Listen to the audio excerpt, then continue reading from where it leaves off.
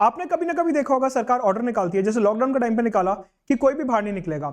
Recently Sankranti के मौके पे मुंबई प्रशासन ने ऑर्डर निकाला कि नायलॉन का मांझा जो पतंग उड़ाने के लिए इस्तेमाल होता है वो कोई भी इस्तेमाल नहीं करेगा। सिमिलरली कई बार ऑर्डर निकलते हैं कि इस वाली सड़क से आप जुलूस मत निकालिए, या कल 15 अगस्त या 26 जनवरी है तो यहां पे परेड होगी, इधर से आप अपना वाहन, गाड़ी, स्कूटर वगैरह मत निकालिए। सरकार, प्रशासन जनता के हित में अलग अलग ऑर्डर निकालते हैं। क्या कभी आपने सोचा है कि अगर उस ऑर्डर की आप अवहेलना कर रहे हैं, उस ऑर्डर को आप उल्लंघन कर रहे हैं तो क्या होगा? सेक्शन 188 जो है भारतीय दंड संहिता का, इंडियन पीनल कोड का, ये इसी मुद्दे से डील करता है कि यदि सरकार का कोई ऑर्डर आप उल्लंघन करते हैं तो उस केस में क्या होगा, समझेंगे इस पर्टिकुलर वीडियो में। अनअकैडमी पे एक्सटेंशन ऑफर चालू है, जहां पे 2 महीने, 4 महीने, 6 महीने और 12 महीने तक का आपको एक्सटेंशन मिलेगा अनअकैडमी सब्सक्रिप्शन पे। ज्यादा डिटेल में बात करेंगे सब्सक्रिप्शन की थोड़ी देर में।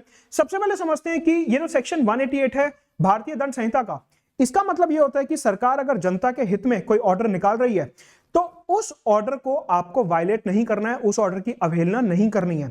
यदि आप सरकार द्वारा निकाले गए ऑर्डर की अवहेलना करते हैं, उल्लंघन करते हैं, वायलेशन करते हैं, उस केस में दो बातें होती हैं। सबसे पहले यह देखा जाता है कि आपने जो ऑर्डर तोड़ा है वो उसका प्रभाव क्या हो रहा है। सपोज करिए कि आपने जो ऑर्डर तोड़ा उससे थोड़ी बहुत किसी को चोट लग गई, या फिर कहीं पे चक्का जाम हो गया, कोई ऑब्स्ट्रक्शन हो गई, या किसी पुलिस अधिकारी, किसी अफसर को आने जाने में दिक्कत हो गई, उस तरीके से अगर कोई ऑब्स्ट्रक्शन है, मतलब कि आपके ऑर्डर तोड़ने से कोई बहुत बड़ा ऐसे क्राइम नहीं हुआ, उस केस में 1 महीने तक की जेल या फिर कुल 200 रुपए का फाइन होगा। एक सिचुएशन ये हो गई। दूसरी सिचुएशन, यदि आपने ऑर्डर तोड़ा और उससे किसी की जान खतरे में पड़ गई, कोविड फैल गया, किसी की हेल्थ खतरे में पड़ गई, दंगे फसाद हो गए, किसी की सेफ्टी खतरे में आ गई कि कोविड के टाइम पे आप बाहर निकल गए, आपको कोविड था, आप बाहर निकल गए और बाहर जाके आप बिना मास्क के घूम रहे हो, मतलब कि आसपास जितने भी लोग थे उनकी हेल्थ खतरे में पड़ गई। सपोज करिए सरकार ने बोला कि इस बार दिवाली पे पटाखे नहीं जलाने, और आप पटाखे जला रहे हो, उसके पोल्यूशन से हजारों लोगों को ऐसे रेस्पिरेटरी प्रॉब्लम होने लगी। या फिर सरकार ने बोला कि इस सड़क से आपको जुलूस नहीं निकालना, आपने बोला मैं इसी से निकालूंगा, उससे दंगा फसाद हो गया। ऐसे में क्या होगा कि 6 महीने तक की जेल और 1000 रुपए तक का फाइन हो सकता है। तो डिपेंड करेगा कि जो आपने ऑर्डर तोड़ा है उसका प्रभाव लोगों के ऊपर क्या पड़ रहा है। आप ये नहीं बोल सकते कि नहीं मेरी कोई इंटेंशन नहीं थी किसी को हार्म पहुंचाने की। नहीं, सेक्शन 188 भारतीय दंड संहिता का यह बोलता है कि यदि आपको ऑर्डर के बारे में पता है और आपने उस ऑर्डर की अवहेलना करी, उल्लंघन करा, तो आपको सेक्शन 188 के अंदर दंड मिलेगा ही मिलेगा। आपको पता है हमारे संविधान में हमारे को कई सारे मूल अधिकार दिए हुए हैं, उसमें एक मूल अधिकार दिया हुआ है fundamental right, right to freedom, article 19 से लेकर आर्टिकल 22 तक। लेकिन ये जो फंडामेंटल राइट्स हैं ये एब्सोल्यूट नहीं होते। इसका मतलब ये नहीं है कि आपको राइट टू फ्रीडम दिया हुआ है तो आप जो मर्जी आए करेंगे। संविधान ये भी बोलता है कि इन अधिकारों के ऊपर वाजिब प्रतिबंध, रीजनेबल रिस्ट्रिक्शंस लगाए जा सकते हैं।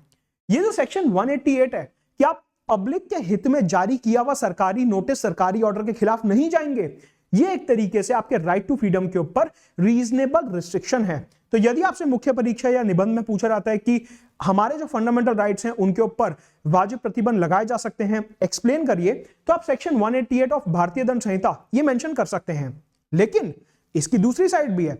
यदि किसी प्रशासन अधिकारी ने कोई ऐसा ऑर्डर निकाला जो कि आपके फंडामेंटल राइट्स के खिलाफ जा रहा है, कोई ऐसा ऑर्डर निकाला जो basic structure of the constitution के खिलाफ जा रहा है, कोई ऐसा ऑर्डर निकाला जो कि बहुत ही ड्रैकोनियन ऑर्डर है, जो कि बहुत ही ज्यादा ऐसे हिटलर टाइप ऑर्डर है, उस केस में आप उस ऑर्डर को आर्टिकल 13 के अंदर जुडिशियल रिव्यू की तरह पेश कर सकते हो। मतलब कि हमारी अदालतें जो हमारे मूल अधिकार की रक्षा करने के लिए हैं, आप उनके सामने उस ऑर्डर को पेश कर सकते हो।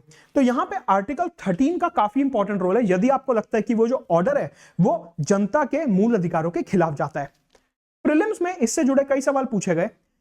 आपको पता है कि जो भी सरकार या प्रशासन ऑर्डर निकालता है, article 51A of the Indian constitution के अंदर हमारी फंडामेंटल ड्यूटी, हमारा मूल कर्तव्य है सरकार के आदेश का पालन करना और संविधान को फॉलो करना।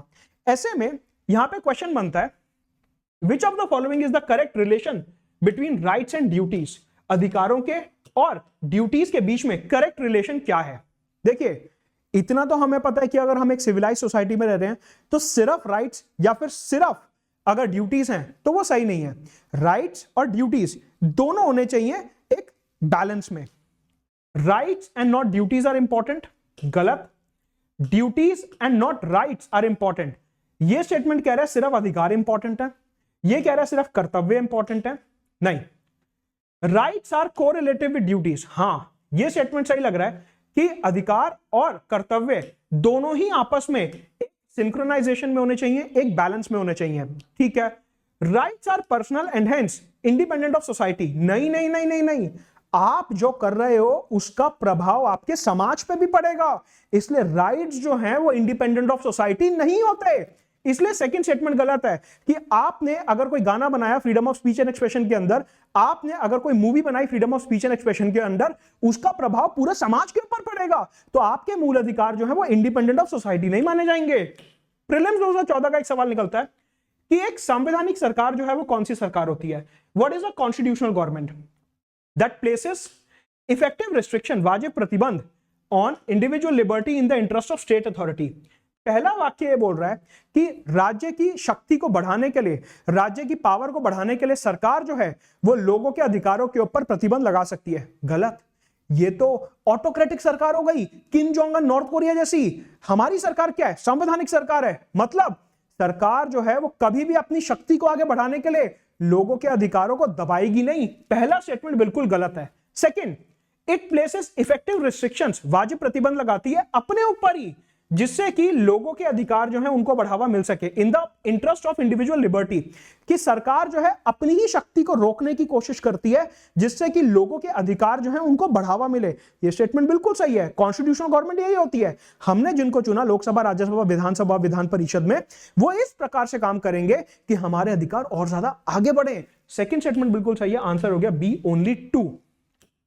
तो ये था section 188 of Indian penal code. Unacademy पे एक्सटेंशन ऑफर चालू है, जहां पे आपको 1-to-1 guidance, personalised mentorship, notes 2.0, test series pre और मेंस की लाइव और रिकॉर्डेड क्लासेस सारे टॉप एजुकेटर्स की, जीएस, सीसेट, करंट अफेयर्स और ऑप्शनल सब एक जगह पे मिलेगा अनअकैडमी पे एक्सटेंशन ऑफर के अंदर। साथ के साथ नए बैचेस शुरू हो रहे हैं 2024 के लिए। कंप्लीट बैचेस हैं, पूरी तैयारी एक ही बैच में करवाई जाएगी। इनको एनरोल करेंगे। साथ के साथ जिन्होंने मेंस 2022 क्लियर करा है उनके लिए इंटरव्यू गाइडेंस प्रोग्राम अवेलेबल है। एंड अनअकैडमी का ऑफलाइन सेंटर शुरू हो रहा है ओल्ड राजेंद्र नगर में। एनरोल करेंगे इसके लिए भी। Let's crack it.